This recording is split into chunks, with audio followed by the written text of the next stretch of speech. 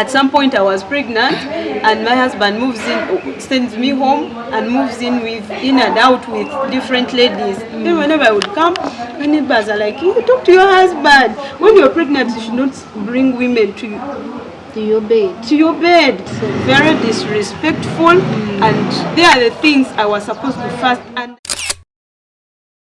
welcome again to my YouTube channel, Asperia here, and in today's video we are going to talk about dating, the mistakes that so many people do, and they don't even look at them as serious, and they cause problems later in marriage. And with me I have Doreen.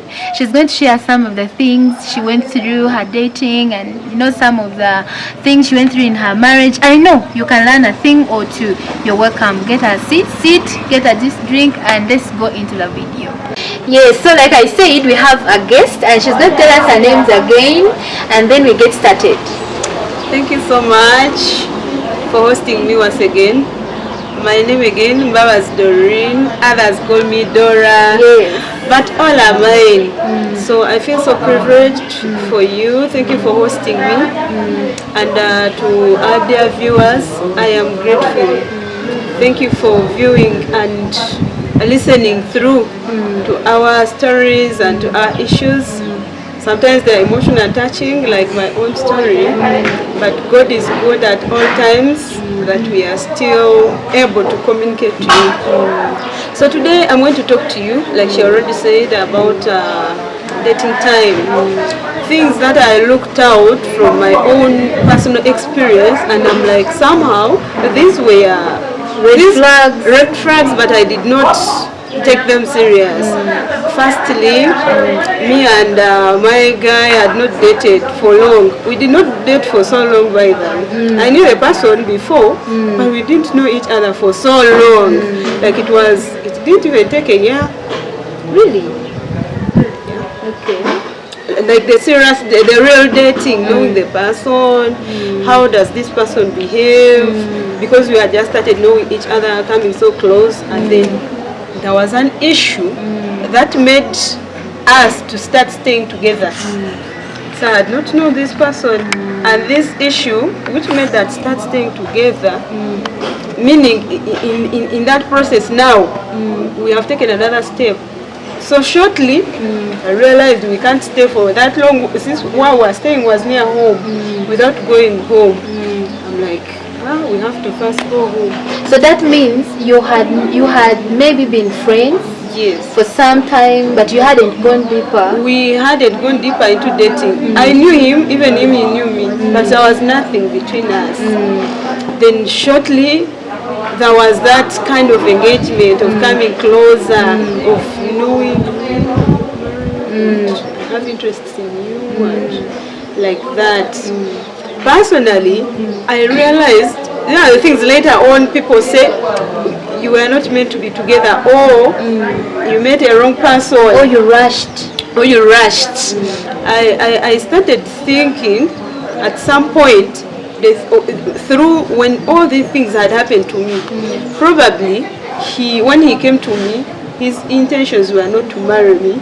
Probably I was too serious than him, but I couldn't read that from the start.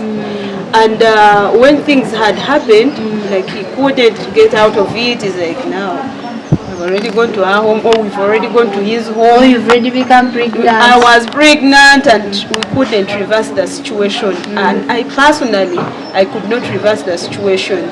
So I sat and read through the things that I should have understood right from the start. Me, being a happy person, I'm so jolly. If you've been following, it's because the story I've been talking about was a sad one. It was too emotional when I talk about it. Of course, it is emotional. This time around, I came to realize the person I was married to was a person who holds anger, and it disturbs him a lot. Two, things of religion and God, he wasn't taking them serious. So he was not maybe a born again as you were. He wasn't born again, and he wasn't into church things. And yet you were a church girl. Yet for me from the start, by the way, I am a very church person.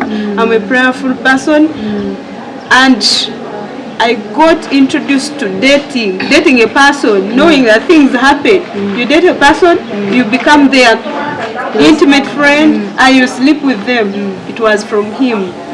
All along, I knew him because we used to meet along the way. His work and me, my position at campus, we are connecting. So somehow we used to meet alone.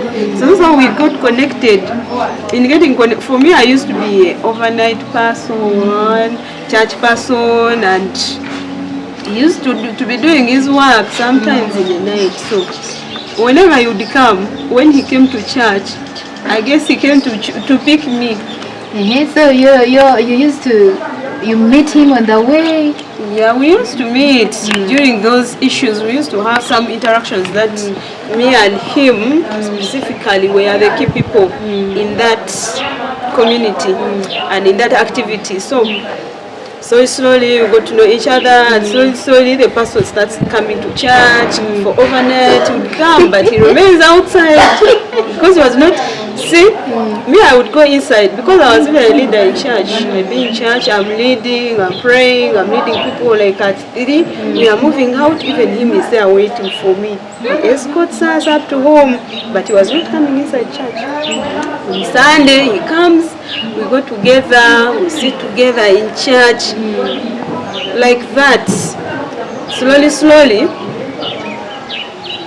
During that process, we started falling in love. I'm like, he should be a right person. He's not a wrong person. Like, I judged it myself. Yeah, you went by sight. Yeah, I am forgetting that this person, we come together to church. He remains outside, and me, I enter. Why doesn't he enter church? Then I am so much into church things, but he doesn't care sometimes. Like, he doesn't take it serious. So it was a red flag for me. It wasn't my person. At least, even if the person could be not so much prayerful like I was, it needed someone who knows God and has an interest in godly things. Too, I realized that some people are brought up, I don't know, so badly. I don't know why, or I don't know what happens really. Because like I already shared in previous stories, in previous videos that you watched, there was a lot of sense of someone being so inhuman.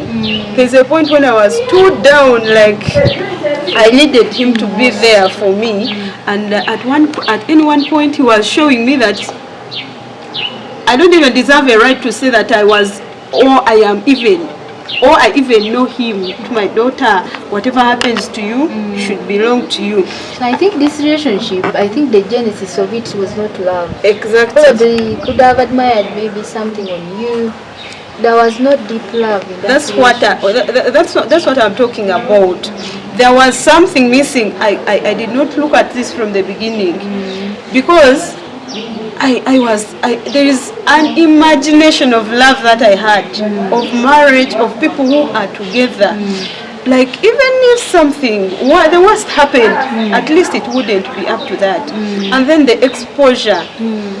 I said this person lacked exposure on how to treat people or what, because I already said he was a person who was managing an office of big authority in the community, someone respected and so on. What about seeing someone who is traumatized and then you add trauma on it? I'm like, I should have known these things from the start. I just didn't give it enough time. So there are like some issues which normally make ladies just fall in. At this point, my own, I was at campus, I was almost finishing, and I was anxious about marriage. And of course, I wanted someone who is already working and who has some money. And really, I got him. It was hot. It was hot. So I felt like talking to other sisters. If you're dating or you want to get married, nothing should force you at any point. You would rather marry late, but marry a person who is upright. But this guy had come to just sleep with me and move on, continue with his life. Maybe for marriage. Yes, and then he phoned me ready and waiting, and then things did not go well. And when they did not go well, it was me who was hurt the most. Yeah, the guy broke me and ran away, and the rest was none of his business. So when you're dating someone, for whatever reasons, before you move in to this person, before you go so far, take time and learn this person. Know them, know their culture, know their family, Their and faith. so their faith. I mean, how do they do things of God? How do they take it? How do they look at things in a godly way? So that whatever happens, you see that here I can fit in. Or here, when it comes this way, I can handle it this way. All of us are not perfect, but somehow you see how to, you first see if you're able to come along. But there is someone you move in, and then the person feels it's like without them you can't live. And see, I went through all these challenges, and he felt it's none of his business, like he doesn't care even what follows.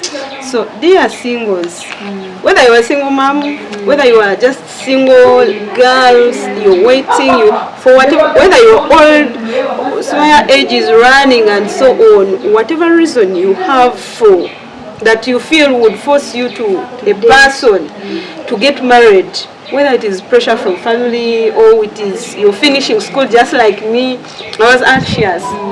I wanted it, and really I fell into hot soup because I did not see at any moment. When I had gotten problems is when I sat down and started seeing these things. This person, what kind of person was he? I mean, I get this kind of challenge and I start relating. I have already said the person lacked a sense of God. Exactly. When I get married, like when I come from my home, like I came from my home and I went to his, what I am coming with to his home is what I got from my home. The things I'm coming with, the behavior, the way they behave, how to take care of man and so on, what I'm coming with is what I got from home. So I expect this to mingle with what he got from his home. So I'm thinking at some point, who doesn't know that when someone has a problem, at least they are supposed to be somehow supported so that they get back to life. And then in other cases, I also saw like how someone handles a challenge, someone's level of maturity. Do you think he was a young man? I don't think he was a young man. That's what I'm talking like about. What was his age? The difference? Actually, he was like 6 years older than me. Yeah. He was mature physically. He was a mature person, and the things I'm talking about, like how does someone handle issues? How does he look at issues? Everything that happens, of course we are all not perfect, but it's not, someone has got a problem and then it's your fault. It's your fault. They will never feel they are wrong. They will never feel they are wrong. They will never feel sympathetic. They will never feel they also have a part in it. I mean, someone judges you and puts it to you, and then you feel, oh, this is my husband. Like you feel you have regret why you feel regretting in their household. Yes, so my encouragement is always read the red flags as early as possible. See, there are things which happen very fast and you can tell that this person, at some point I was pregnant and my husband moves in, sends me home and moves in and out with different ladies. Then whenever I would come, my neighbors are like, you talk to your husband. When you're pregnant, you should not bring women to your bed. So very disrespectful, and they are the things I was supposed to first understand very fast. What kind of person is this? How does he behave? What happens when there is a problem? So I think every person that is dating out there, you have your core values that you have set, maybe for the future husband that you want or the future wife that you want, I would encourage you not to compromise, because sometimes you find you're born again and you know for sure that you want to marry a born again, a person that is of the same faith, but because maybe of beauty, because of money, because of, you know, some type of education, career and etc, you compromise and be like, oh, but he's good. Just like Doreen told us, he was good but he was not good enough, and that's why things really did not work out, because they weren't compatible. And secondly, you want someone who would love you, but this person has, you know, he has a double mind, but you still have to compromise because you feel age is pushing you, because you feel maybe that manning for children, maybe you're pregnant. I would want to encourage you not to compromise. It's okay for people to, you know, to say things. Maybe she's old, maybe she has no children and etc. But it's better than marrying a wrong person. I believe you've picked a thing or two in Doreen's story. And thank you so much for sharing. Well, you know, a few people want to speak out a truth, but whenever you speak out, you are touching someone's heart, you are healing at the same time, and you know, God can still open new opportunities for you. I'm glad you came to our channel. Thank you. So you can say your last words to the viewers, and then, you know, we shall come again. Thank you so much, everyone. Thank you for watching us, and thank you for liking our video, for subscribing to her channel. And I hope you picked something from what I've said, and like she's just added on, you know what you want in the partner. So do not rush. Do not rush. When you rush, you will fall into fire, and when you realize, it will be already hot and hotter, and somehow had to come out of it. So I thank God I came out of it alive. I have the life, and hopefully it's working well, and hopefully at some point I'll get another lover and I'll enjoy it. Yes, you will. All the best. I love you. Thank you so much. It's a goodbye.